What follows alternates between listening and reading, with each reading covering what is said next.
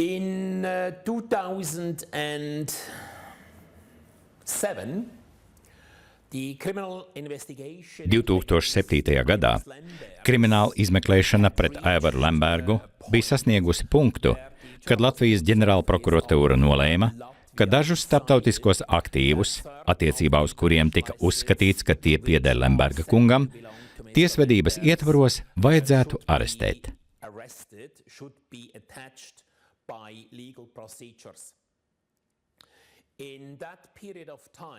Šajā laika posmā, kad prokuratūra nolēma uzlikt arestu minētajiem aktīviem, man tika uzdots jautājums, vai es būtu gatavs rīkoties kā glabātājs, kura loma ir aktīvi kontrolēt rīcību ar šiem aktīviem un līdz ar to izmantot balsošanas tiesības saistībā ar šiem aktīviem, kuriem būtu uzlikts arests.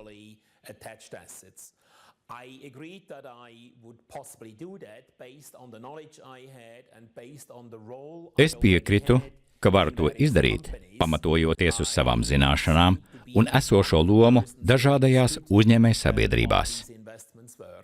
Šķiet, ka es biju viena no tām personām, kas izprata šo ieguldījumu būtību.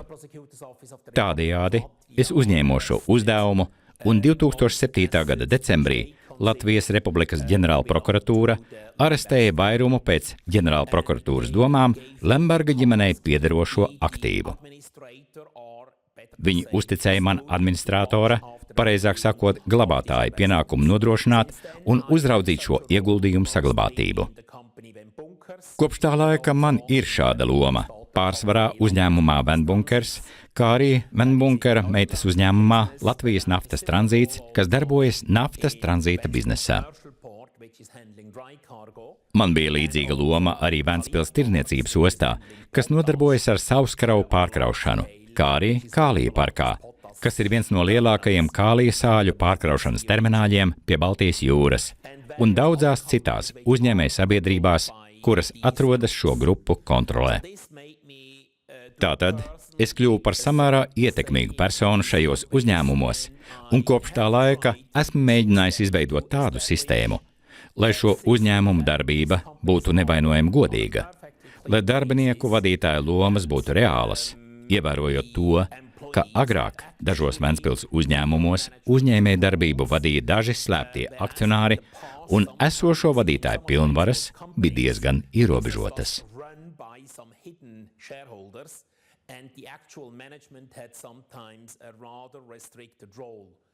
So my perspective of the Attiecībā uz Ventspils tranzīta biznesu es uzskatu, ka šos uzņēmumus vajadzēja vadīt profesionāliem vadītājiem ar labām svešvalodu zināšanām un pilnvērtīgām zināšanām uzņēmēju darbībā, un šiem vadītājiem būtu jāpiešķir aktīva loma uzņēmumu darbībā un jānodrošina iespēja pieņemt reālus lēmumus, ievērojot attiecīgo uzņēmumu padomi norādījumus.